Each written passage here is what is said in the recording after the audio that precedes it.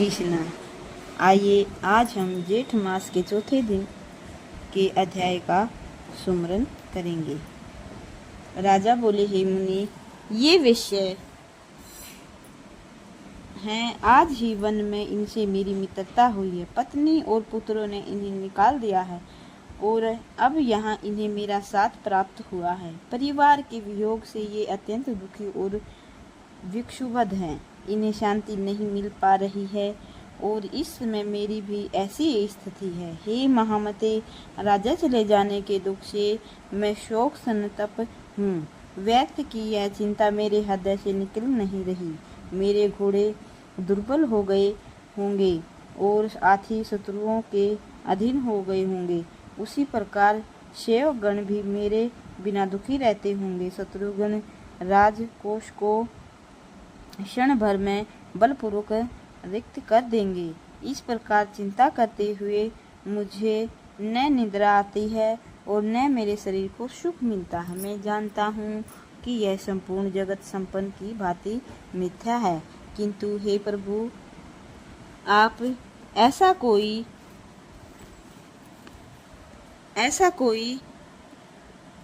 तप सुनाइए जिससे सुनने से मेरे ये सब पाप नष्ट हो जाएं। यह जानते हुए भी मेरा भ्रमित मन स्थिर नहीं होता। मैं कौन हूँ? ये हाथी घोड़े कौन हैं? ये मेरे कोई सगे संबंधी भी नहीं, न ये मेरे पुत्र हैं और न मेरे मित्र हैं, जिनका दुख मुझे पीड़ित कर रहा है। मैं जानता हूँ कि ये भ्रम है, फिर भी मेरे मन से संबंध रखने वाला मोह दूर नहीं होता। यह बड़ा ही अद्भुत कारण है। हे स्वामिन, आप सर्वज्ञ और सभी संशयों का नाश करने वाले हैं। अतः हे दयानिधे, मेरे इस मोह का कारण बताइए। व्यास जी बोले, तब राजा के ऐसा पूछने पर मुनि श्रेष्ठ सुमेधा उनसे शोक और मोह का नाश करने वाले परम जेठ के अध्याय का सुमरन करवाया। ऋषि बोले, हे राजन सुनिए, मैं बताता हूँ।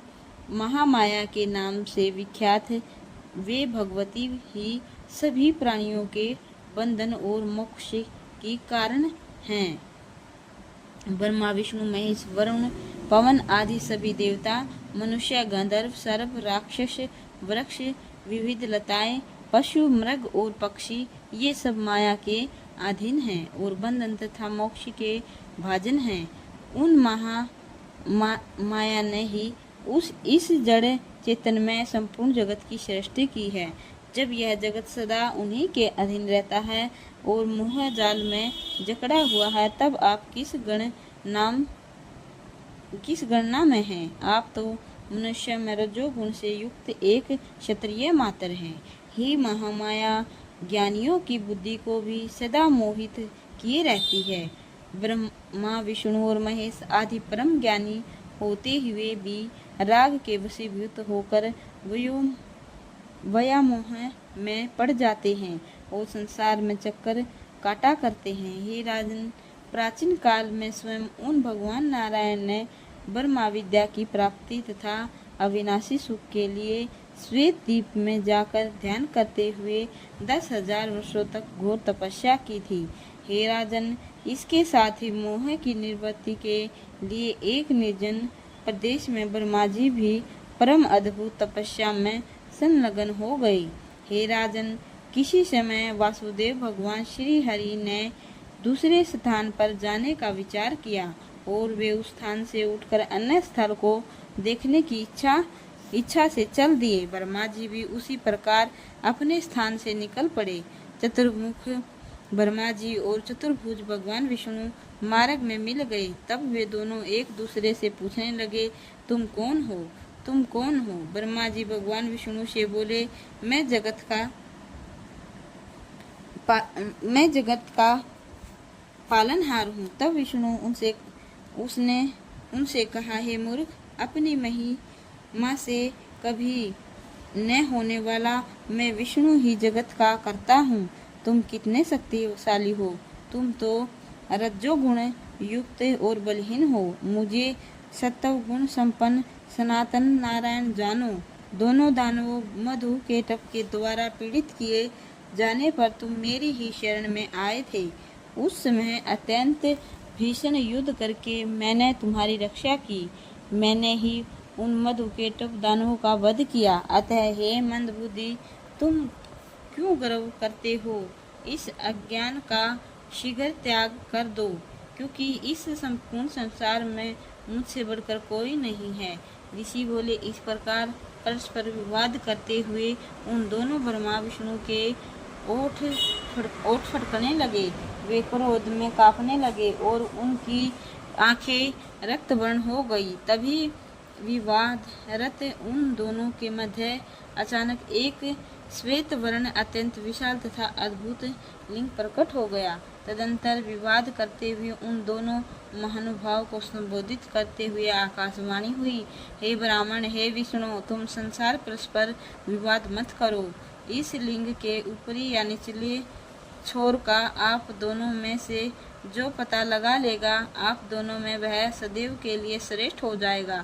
इसलिए मेरी वाणी को प्रणाम मानकर तथा इसे निरर्थक विवाद का त्याग कर आप लोगों में से एक आकाश और दूसरा पाताल की ओर अभी जाए। इस विवाद में आप दोनों को एक मध्यस्थ भी अवश्य कर लेना चाहिए। ऋषि बोले, उस दिव्य वाणी को सुनकर वे दोनों चेष्टापूर्वक उद्यम करने के लिए तैयार हो गए और अपने समक्ष स्थित उसे देखने में अद्भुत लिंग को मापने के लिए चल पड़े। अपने अपने महत्व की वृद्धि के लिए उस महालिंग को नापने हेतु विष्णु पाताल की ओर, ब्रह्मा आकाश की ओर गए। कुछ दूर तक जाने पर विष्णु पूर्ण रूप से थक गए। वे लिंग का अंत नहीं प्राप्त कर सके और तब उसी स्थल पर वापस लौट आए। ब्रह्मा जी ऊपर की ओर गए और शिव के मस्तक से गिरे हुए केतकी पुष्पों को लेकर वे भी प्रसन्न हो लौट आए। तब अहंकार से मोहित ब्रह्मा शीघ्रतापूर्वक आकर विष्णु को केतकी पुष्प दिखाकर यह झूठ बोलने लगे कि मैंने यह केतकी पुष्प इस लिंग के मस्तक से प्राप्त किए हैं। आपके चित्त की शांति के लिए पहचान चिन्ह के रूप में इसे लेता आया हूँ। ब्रह्मा जी के उस वचन को सुनकर और केतकी पुष्पों को देखकर विष्णु ने उनसे कहा, इसका साक्षी कौन है, बताइए। किसी विवाद के उपस्थित होने पर किसी सत्यवादी, बुद्धिमान, सदाचारी, पवित्र तथा निष्पक्ष व्यक्ति को साक्षी बनाया जाता है।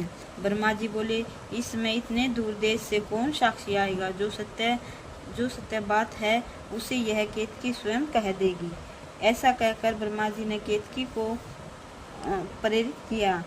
तब उसने शीघ्रतापूर्वक विष्णु को संबोधित करते हुए कहा कि शिव लिंग के मस्तक पर स्थित मुझे ब्रह्मा जी वहाँ से लेकर आए हैं। ये विष्णु, इसमें आपको किसी प्रकार का संदेह नहीं करना चाहिए। ब्रह्मा जी उस लिंग के पार गए हैं और शिव भक्त के द्वारा समर्पित की गई मुझको लेकर आए हैं। यह मेरा कथन ही परिणाम है। केतकी की बात सुनकर भगवान विष्णु मुस्कुराते हुए बोले कि मेरे लिए तो महादेव ही प्रमाण है। यदि वे ऐसी बात बोल दे तो मैं मान लूंगा। ऋषि बोले, तब विष्णु बात सुनकर सनातन भगवान महादेव ने क्रुद्ध होकर केतकी से कहा, असत्य भाषिणी, ऐसा मत बोल। मेरे मस्तक से गिरी हुई मुझे ब्रह्मा बीच में ही पा गए थे। तुमने झूठ बोला, इसलिए अब मैं सदैव के लिए तुम्हारा त्याग कर दिया है। तब ब्रह्मा जी ने लज्जित होकर भगवान विष्णु ने नमस्कार किया। इसी दिन से शिव द्वारा पुष्पों से केतकी का त्याग कर दिया गया।